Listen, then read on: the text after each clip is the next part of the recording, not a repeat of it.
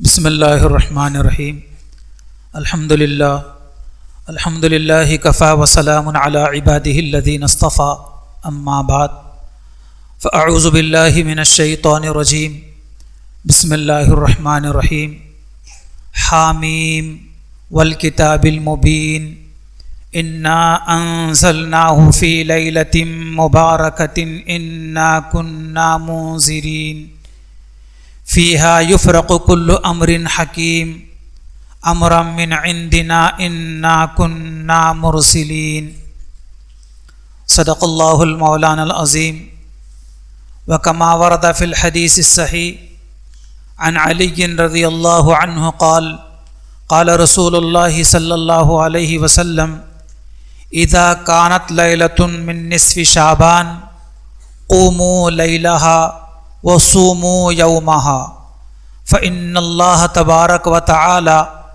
ينزل فيها بغروب الشمس إلى السماء الدنيا أو كما قال النبي صلى الله عليه وسلم۔ قابل احترام حضرات اساتذہ کرام اور قابل احترام مدرسے کے معلمات، عزیز طلباء و طالبات، آج ماہانہ مجلس میں جس عنوان سے آپ کے سامنے گفتگو ہوگی اور بیان ہوگا وہ شب برات کے تعلق سے ہوگا۔ اس سے پہلے یہ بات ذہن میں رکھیں کہ ماہ رجب اور ماہ شعبان کا چاند دیکھ کر ہمارے پیغمبر حضرت محمد مصطفیٰ صلی اللہ علیہ وسلم ایک دعا پڑھا کرتے تھے۔ اگر آپ نے پڑھ لی ہے تو بہت اچھی بات ہے، نہیں پڑھی ہے تو میرے ساتھ پڑھے تاکہ وہ برکت حاصل ہو اور ماہ رمضان کا وہ مقدس مہینہ ہمیں نصیب ہو سکے۔ رجب کا چاند دیکھ کر اور شعبان کا چاند دیکھ کر حضور دعا پڑھا کرتے تھے، یعنی رمضان المبارک کے آمد کا انتظار و استقبال حضور کو 2 مہینے پہلے سے ہوا کرتا تھا۔ پڑھے میرے ساتھ میں دعا تاکہ برکت حاصل ہو۔ اللہم بارک لنا فی رجب و شعبان و بلغنا رمضان۔ اے اللہ رجب اور شعبان کے مہینے میں اتنی برکت عطا فرما کہ ہم ماہ رمضان کو پا سکیں۔ ہاں، یہ اس دعا کی برکت سے اللہ تعالیٰ رمضان کی وہ قیمتی لمحات اور بابرکت ساعتیں اللہ تعالیٰ ہمیں نصیب کرتے ہیں۔ اللہ تعالیٰ ہماری اس دعا کو اپنے بارگاہ میں شرف قبولیت عطا فرمائے۔ ہمیشہ اس دعا کو یاد رکھیں، اور آپ کے اساتذہ معلمین و معلمات بھی یہ دعا چند دن جو مدرسے کے باقی بچے ہوئے ہیں بچوں اور بچیوں کو یاد دلائیں تاکہ وہ اس دعا کو ہمیشہ یاد رکھ کر ہر سال رجب و شعبان کا چاند دیکھ کر اس دعا پڑھ سکیں اور اس کی برکتیں حاصل ہو سکیں۔ تو یہ دعا بچوں یاد کر لو، اللہم بارک لنا فی رجب و شعبان و بلغنا رمضان۔ اے اللہ رجب و شعبان کے مہینے میں اتنی برکت عطا فرما کہ ہم رمضان المبارک کے مہینے کو پا سکیں اور رمضان المبارک کا مہینہ ہمیں نصیب ہو سکے۔ بہرحال حضرت ام سلمہ رضی اللہ تعالیٰ عنہ کی ایک روایت ہے، نبی کریم صلی اللہ علیہ وسلم کا معمول تھا کہ ماہ شعبان میں حضور صلی اللہ علیہ وسلم ایسے کثرت کے ساتھ میں روزہ رکھا کرتے تھے جیسے کہ رمضان میں روزہ رکھا کرتے تھے۔ اس لیے ہمیں بھی چاہیے کہ ہم بھی اس ماہ شعبان میں روزے رکھا کریں۔ اس ماہ شعبان میں ایک رات آتی ہے جس کو بڑی رات ہم لوگ کہتے ہیں۔ دیکھیں، اس سے پہلے یہ بات یاد رکھیں کہ بہت سارے مردوں کے مقابلے میں عورتیں زیادہ نحوست اور منحوس کا رجحان خیال ان کے اندر بہت زیادہ پایا جاتا ہے۔ پوری کائنات کے اندر اللہ تعالیٰ نے کوئی بھی چیز منحوس نامبارک پیدا نہیں کی ہے، اس لیے کسی کو منحوس نہیں کہنا چاہیے، نامبارک نہیں کہنا چاہیے۔ ہاں، یہ ضرور ہے کہ اللہ تبارک و تعالیٰ نے کچھ لمحوں کو، کچھ گھڑی گھنٹوں کو، اور کچھ مہینوں کو، کچھ دنوں کو، اور کچھ اوقات کو، کچھ جگہوں کو، کچھ مسجدوں کو ضرور اللہ تعالیٰ نے اور اللہ کے رسول صلی اللہ علیہ وسلم نے مبارک ضرور فرمایا ہے، لیکن کس جگہ کو، کسی دن کو، کسی رات کو، کسی گھڑی گھنٹے کو اور کائنات کی کسی بھی چیز کو منحوس نامبارک نہیں فرمایا ہے. جیسے جمعے کے دن کو مبارک کہا گیا ہے، رمضان کے مہینے کو مبارک مہینہ کہا گیا ہے، مکہ و مدینہ کو مبارک شہر فرمایا گیا ہے، اور عید کا دن، عید الفطر کا دن اور عید الاضحیٰ کا دن مبارک دن کہا گیا ہے، اور شب قدر کو مبارک رات کہا گیا ہے. اسی طریقے سے شب برات کو بھی مبارک رات کہا گیا ہے. قرآن کریم کی جو آیت مبارکہ سورہ دخان کی ہے جو میں نے پڑھی تھی، اللہ تعالیٰ فرماتے ہیں اِنَّا أَنزَلْنَاهُ فِي لَيْلَةٍ مُبَارَكَةٍ کہ بے شک ہم نے قرآن کو ایک مبارک رات میں نازل کیا ہے. کون سی رات ہے مبارک رات سے مراد؟ شب برات. دیگر اور بہت سارے مفسرین سے منقول ہے کہ شب قدر ہے، لیکن حضرت اکرمہ رضی اللہ عنہ اور دیگر اور بہت سارے تابعین اور مفسرین سے منقول ہے کہ یہ آیت مبارکہ شب برات کے تعلق سے منقول ہے. شب برات کب ہوتی ہے، کس تاریخ کو ہوتی ہے، کون سی رات، کون سی شب برات کہلاتی ہے؟ روایت مبارکہ میں موجود ہے. حضرت علی رضی اللہ تعالیٰ عنہ کی جو روایت میں نے خطبہ مسنونہ میں پڑھی ہے، اللہ کے نبی علیہ السلام فرماتے ہیں اذا کانت لیلۃ من نصف شعبان، جب شعبان کی 15ویں شب ہوتی ہے. شعبان کی آج کیا تاریخ ہے شعبان کی معلوم ہے؟ 13 شعبان ہے. آج کیا ہے؟ 13 شعبان. اور کل 14 شعبان ہے. کل مغرب کی اذان کے ساتھ میں 15 شعبان شروع ہو جاتی. انگریزی اعتبار سے پہلے دن آتا ہے، بعد میں رات آتی ہے، لیکن اسلامی اعتبار سے پہلے رات آتی ہے اور اس کے بعد دن آتا ہے. تو فرمایا گیا ہے اذا کانت لیلۃ من نصف شعبان، جب شعبان کی 15ویں رات آئے تو 15ویں رات کل جمعرات کا دن ختم ہونے کے بعد مغرب کی اذان ہوتی، تو مغرب کی اذان کے ساتھ 15 شعبان اور شعبان کی 15ویں شب شروع ہو جاتی ہے. شب برات میں جو کل رات آنے والی اس رات میں لکھی جاتی ہیں کہ کتنے بچے پیدا ہونے والے ہیں ایک سال میں، کتنے لوگ مرنے والے ہیں ایک سال میں، کتنے لوگ حج کرنے والے ہیں ایک سال میں، کتنے لوگوں کو کتنا رزق ملے گا ایک سال میں، کہاں کہاں بارش ہوگی ایک سال میں، کس کو فتح و کامیابی نصیب ہوگی ایک سال میں، اور کون ناکام و شکست کھا جائے گا ایک سال میں. یہ سارے کے سارے چیزیں لکھی جاتی ہیں، اور لکھنے کے بعد متعلقہ فرشتوں کے حوالے وہ لسٹ کر دی جاتی ہے. یعنی کتنے لوگوں کی موت واقع ہوگی ایک سال میں. آج کے شب برات سے لے کر اگلے سال کی شب برات آنے تک باضابطہ اس کی فہرست اور لسٹ بنا کر حضرت کون ہیں؟ ملک الموت حضرت اسرائیل علیہ السلام ان کے حوالے کر دی جاتی ہے. پھر ایک ایک سے پھر جن کو بلانا ہوتا ہے ان کے گھر جا کر ان کو لے کر چلے جاتے ہیں. ان کو لے کر جاتے ہیں مطلب ان کی روح لے کر چلے جاتے. وہ لاش گھری میں رہتی ہے، بے جان ہو جاتی ہے، پھر ان کو کہاں لے جا کر دفن کرتے ہیں؟ قبرستان میں دفن کر دیتے ہیں. پھر پورے سال بھر ہم اللہ تعالیٰ کو پکارتے ہیں، لیکن ایک حدیث مبارکہ میں بھی ہے کہ جب آخر شب ہوتی ہے، اخیر رات ہوتی ہے، سحر کا وقت ہوتا ہے، تو وہاں سے اللہ تبارک و تعالیٰ کی رحمت بندوں کو پکارتی ہے کوئی مجھ سے مانگنے والا کہ میں اس کو عطا کروں پہلے آسمان سے. لیکن جب شب برات ہوتی ہے، شب قدر ہوتی ہے، تو شروع رات ہی سے مغرب ہی سے اللہ تبارک و تعالیٰ کی رحمت پہلے آسمان سے بندوں کو پکارتی ہے کوئی مجھ سے رزق مانگنے والا کہ میں اس کو عطا کروں، ہے کوئی مجھ سے عافیت مانگنے والا کہ میں اس کو عافیت عطا کروں، ہے میں مجھ سے کوئی کہنے والا اپنی مصیبت کو دور کرنے کے لیے کہ میں اس کی مصیبت و پریشانی کو دور کروں، ہے کوئی بیمار جو مجھ سے شفا کا طلبگار ہو میں اس کو شفا و صحت عطا کروں. یہ پہلے آسمان سے اللہ تبارک و تعالیٰ کی جانب سے ندا ہوتے رہتی ہے، آواز لگائی جاتی رہتی ہے. ایسے مبارک موقع پر جب اللہ تعالیٰ کی طرف سے ہمیں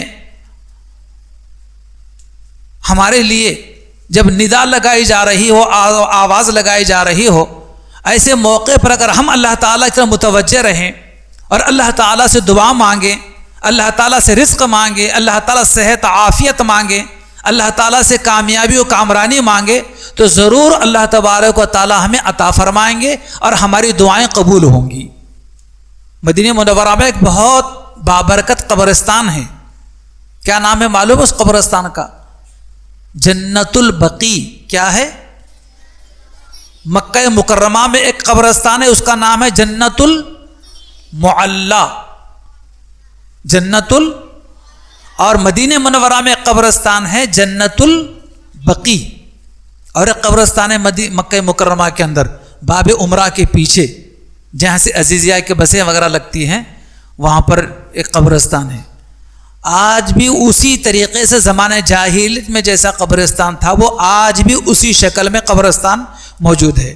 متعدد مرتبہ اس قبرستان کو دیکھنے کا اتفاق بھی ہوا ہے، اللہ تعالیٰ نے اپنے فضل سے دیکھنے کا موقع نصیب فرمایا ہے۔ اس میں آج کسی کو دفن نہیں کیا جاتا۔ حضور پاک علیہ الصلوۃ والسلام کے مبارک زمانے سے پہلے زمانے جاہلیت میں وہاں پر لڑکیوں کو دفن کیا جاتا تھا۔ اس زمانے میں جو ہے کوئی نہیں چاہتا تھا کہ میرے گھر میں کوئی بیٹی ہو، فوراً کوئی اگر بچی پیدا ہوتی تو فوراً باپ اپنے ہاتھوں سے لے جا کر دفن کیا کرتا تھا۔ قرآن کریم کے 30ویں پارے میں باضابطہ اس کا تذکرہ موجود ہے، وَإِذَا الْمَوْءُودَةُ سُئِلَتْ، کہ جو بچیاں جو دفن کی گئی ہیں ان بچیوں سے پوچھا جائے گا کہ کس قصور میں، کس گناہ کے پاداش میں ان کو یہاں پر دفن کیا گیا ہے، زندہ درگور کیا گیا ہے۔ وہ بھی قبرستان ہے، بہرحال اس کا تذکرہ جو ہے عام طور پر لوگ نہیں کرتے، لیکن جن کو معلوم ہے دیکھنے کے لیے جائیں تو باضابطہ بتایا بھی جاتا ہے۔ وہ قبرستان موجود ہے، آپ جائیں گے کبھی، اللہ جانا آپ سب کا نصیب کرے، تو وہ قبرستان بھی دیکھیں گے جہاں پر زمانے جاہلیت میں بچیوں کو دفن کیا جاتا تھا، جو کا تو آج بھی ویران پڑا ہوا ہے وہ۔ بہرحال جنت المعلی اور جنت البقی بڑے مبارک قبرستان ہیں، جہاں پر دفن ہونے کی بڑے بڑے اللہ والے خواہش کرتے ہیں، تمنا کرتے ہیں۔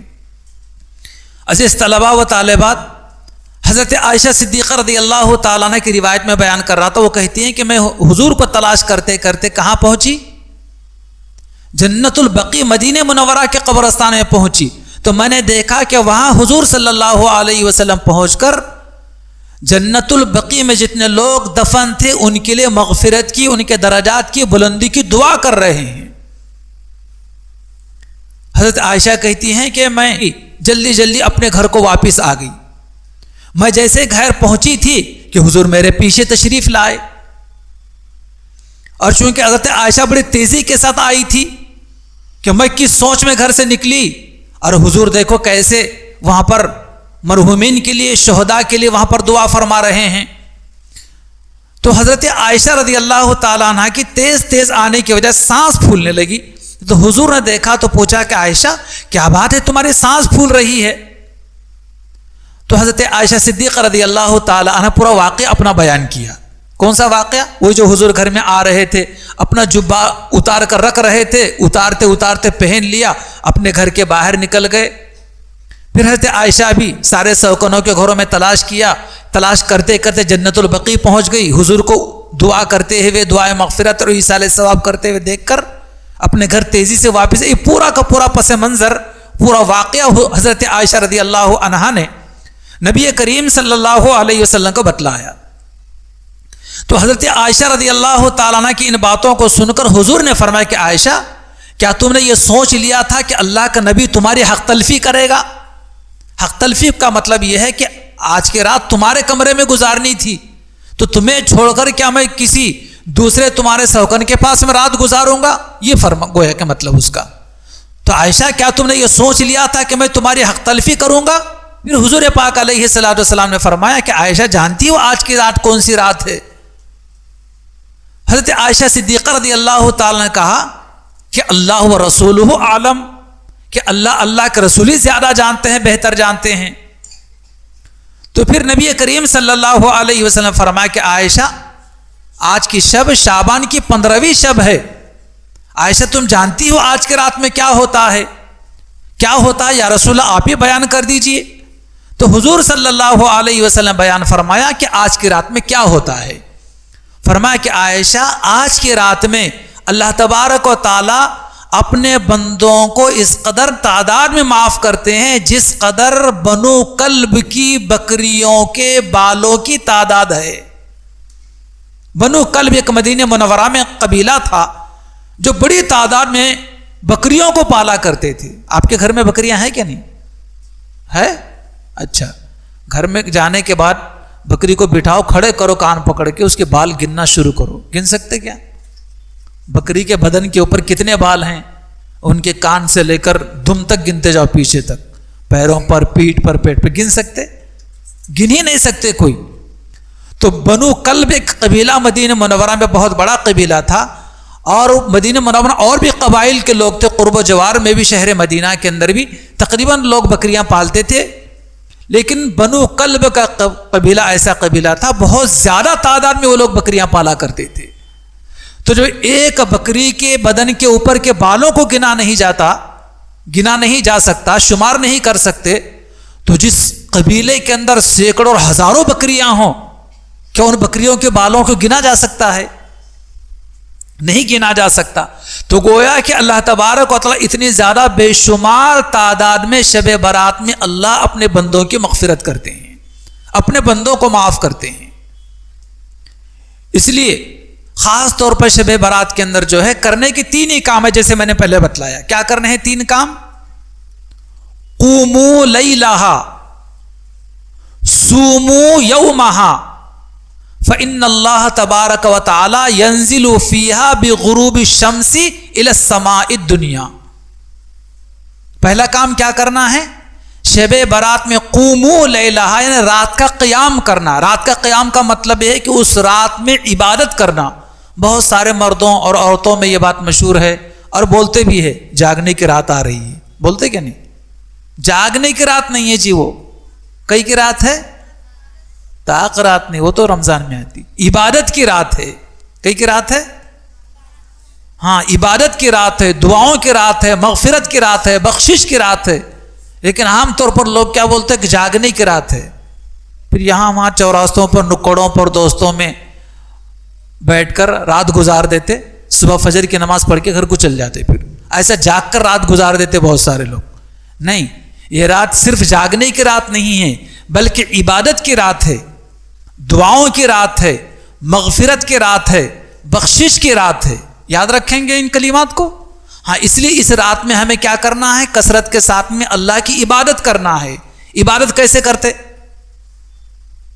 نماز پڑھنا، نفل نماز پڑھنا، تلاوت کرنا، اللہ کا ذکر کرنا 100 مرتبہ، 500 مرتبہ، 1000 مرتبہ تسبیح لے کر کلمہ طیبہ پڑھنا، کلمہ شہادت پڑھنا، تیسرا کلمہ پڑھنا، 100 مرتبہ، 500 مرتبہ جو ہے درود شریف پڑھنا، استغفار پڑھنا اور آیت کریمہ پڑھنا. سمجھتے آیت کریمہ؟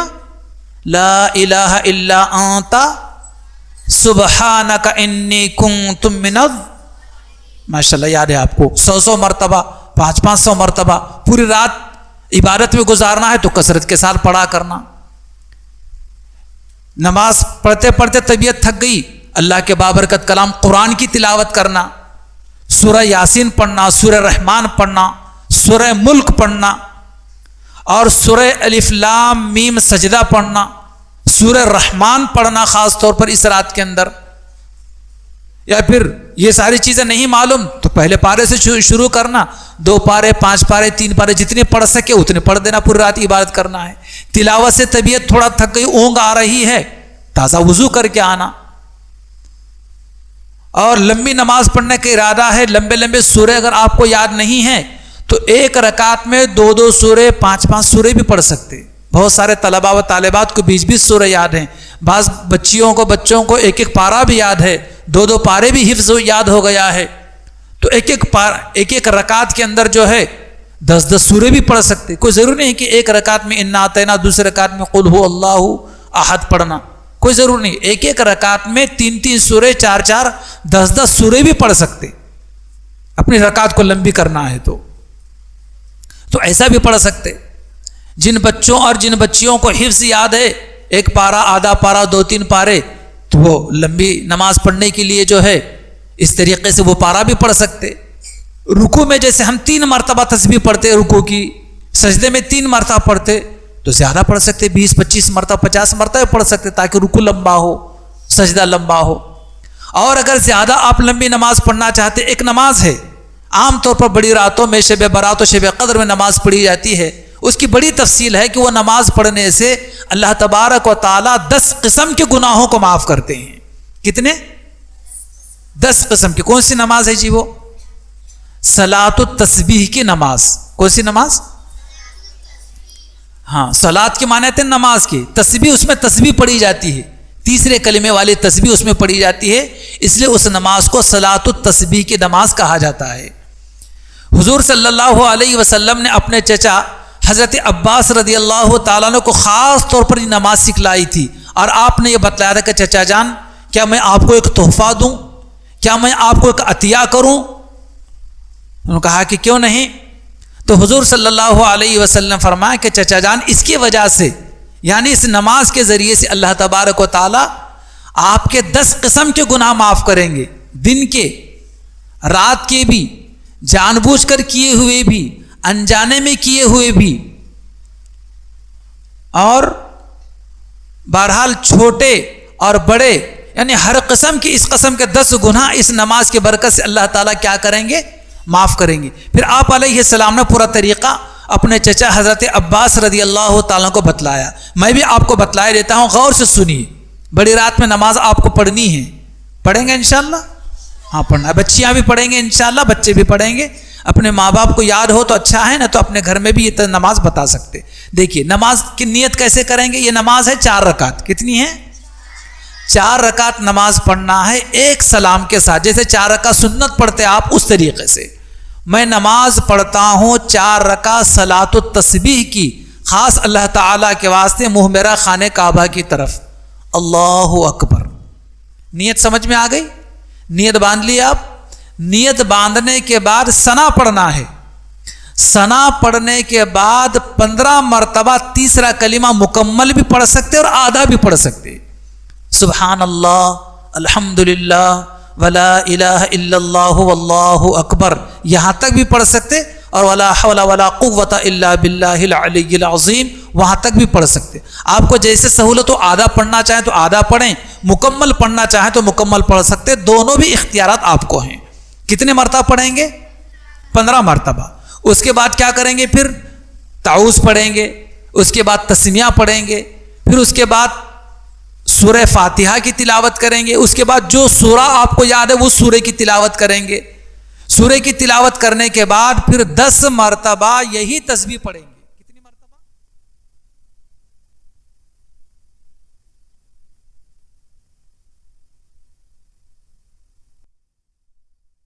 جس ترتیب سے پہلے رکعت میں پڑھے تھے اسی ترتیب سے پورے 4 رکعتوں میں تیسرے کلمے والی تسبیح پڑھنا ہے. ایک رکعت میں 75 مرتبہ تسبیح ہو جاتی ہے, ایک رکعت میں, اور 2 رکعت میں 150 مرتبہ, اور 4 رکعت میں 300 مرتبہ یہ تسبیح ہو جاتی ہے. تو جو مسلمان اپنے 4 رکعت نماز میں 300 مرتبہ تیسرے کلمے والی تسبیح پڑھتا ہے تو اس کی وہ صلاۃ التسبیح والی نماز ہوتی ہے. اس تسبیح کی وجہ سے اللہ تبارک و تعالیٰ 10 قسم کے گناہوں کو معاف کرتا ہے. پہلے قیام میں ثنا کے بعد کتنی مرتبہ پڑھنا ہے؟ 15 مرتبہ.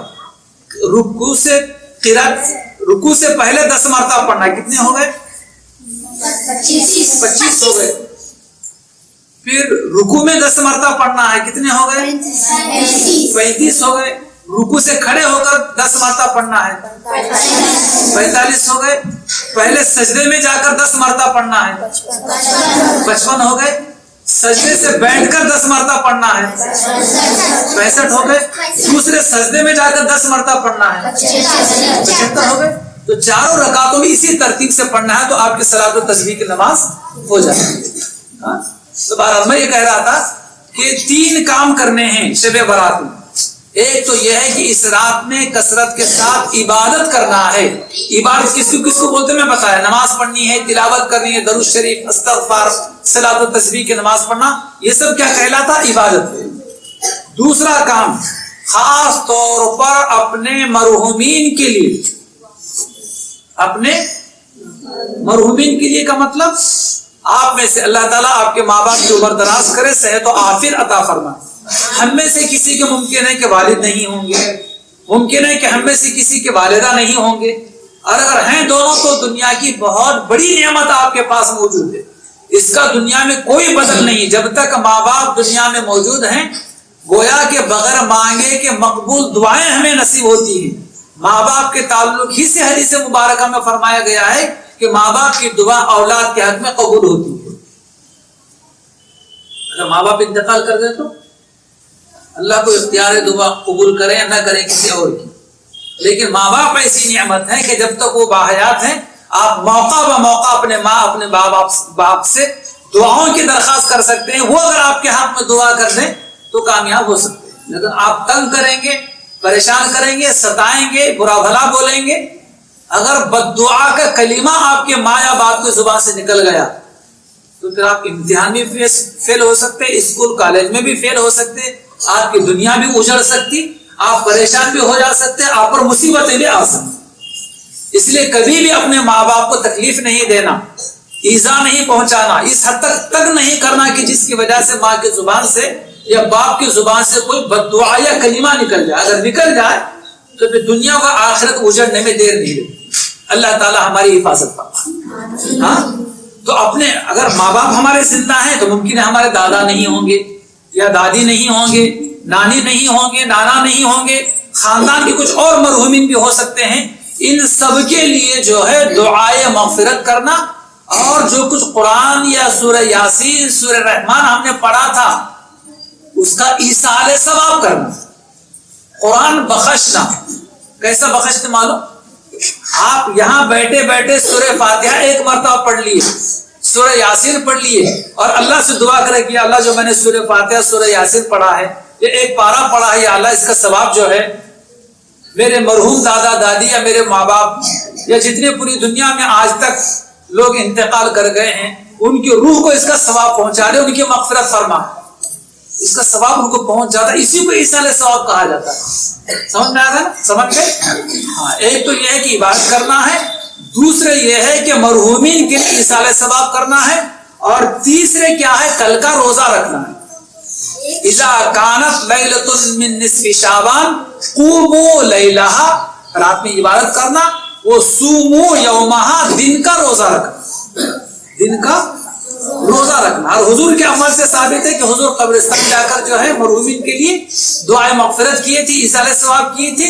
اس لیے ہم بھی اگر جانا چاہیں تو اختیار ہے, قبرستان جانا شب برات میں کوئی ضروری نہیں ہے. بعض لوگ سمجھتے ہیں کہ جانا ضروری ہے, جانا ضروری نہیں ہے. بچوں اپنے جگہ پر, اپنے گھر میں, اپنے مسجد میں بیٹھے بیٹھے بھی ایصال ثواب دعائے مغفرت کر سکتے, جانا چاہیں تو جا بھی سکتے. یہ تین کام کرنے ہیں, عبادت, ایصال ثواب, ان کا روزہ. دیکھیے آج کی مبارک رات میں بے شمار بندوں کو اللہ معاف کرتے ہیں, لیکن 13 قسم کے لوگوں کو اللہ معاف نہیں کرتے. کتنے قسم کے لوگوں کو؟ وہ تفصیل نہیں بیان کرنے کے لیے میں سیریل وائز میں لکھ کر بھی لایا تھا اس کو, لیکن میں صرف نام گناتا ہوں. ایک تو ایک مشرک کی بخشش نہیں ہوگی, دوسرے کینہ رکھنے والے کی بخشش نہیں ہوگی, تیسرے جادوگر کی بخشش نہیں ہوگی, چوتھے ماں باپ کی نافرمانی کرنے والے کی بخشش نہیں ہوگی, پانچویں ٹخنوں سے نیچے لباس پہننے والے کی بخشش نہیں ہوگی. اس لیے اپنا لنگی پہنتے ہو تو لنگی ہو, پاجامہ پہنتے ہو تو پاجامہ ہو, پینٹ پہنتے ہو تو پینٹ ہو. بہرحال یہ ٹخنا اس ہڈی کو کہا جاتا ہے. ہاں, کبھی بھی اپنا لباس اس ہڈی سے, اس ابھری ہوئی ہڈی سے نیچے نہیں ہونا چاہیے. اس کو جو ہے بڑی سختی کے ساتھ منع فرمایا ہے. کیا ہے حدیث مبارکہ؟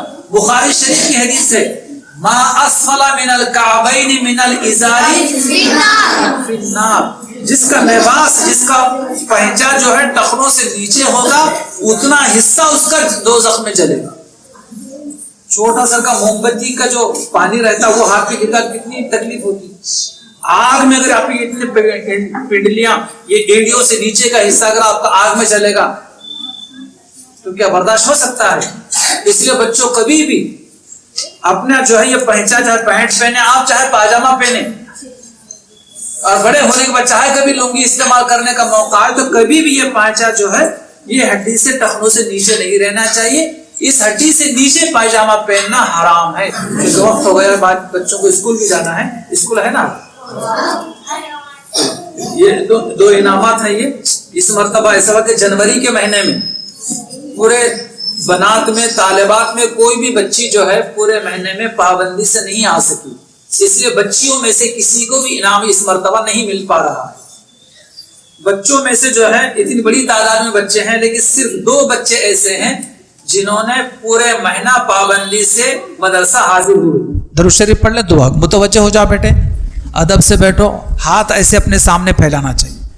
दुआ के अंदर जो है ऐसे हाथ भी नहीं करना, और हाथों में ऐसे उंगलियों से खेलना भी नहीं, नाखूनों से खेलना भी नहीं, दोनों हाथ उठाकर मुंह पे रखना भी नहीं। बच्चे हों या बच्चियां हों, अपने दोनों हाथ ऐसे अपने सीने के सामने फैले हुए होना चाहिए और दुआ पर आमीन कहना चाहिए। हाँ, और अगर कोई बात खास तौर पर आपको कहना है तो आप अपने तौर पर भी मांग ले सकते, दुआ पर आमीन कहना ही कोई ज़रूरी नहीं। अपने तौर पर आपको कोई ख़ास मसला है, अल्लाह मुझे इम्तिहान में कामयाब फरमा दे, मेरे अम्मी की तबीयत ख़राब है, अल्लाह मेरे अम्मी के सेहत आफियत अता फरमा दे, तो आप अपने तौर पर भी बोल ले सकते हैं।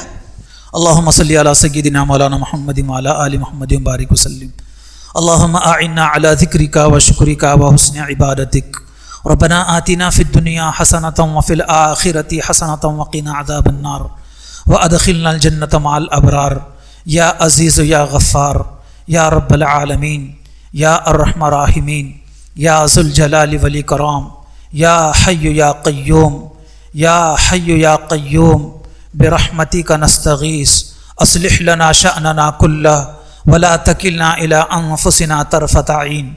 या अल्लाह हमारे गुनाहों को माफ़ फरमा, या अल्लाह हमारे ख़ताओं को दरगुज़र फरमा, या अल्लाह हमारे सय्यात को हसना से मुबद्दल फरमा, या अल्लाह हमारे यहाँ मिल बैठने को कबूल फरमा।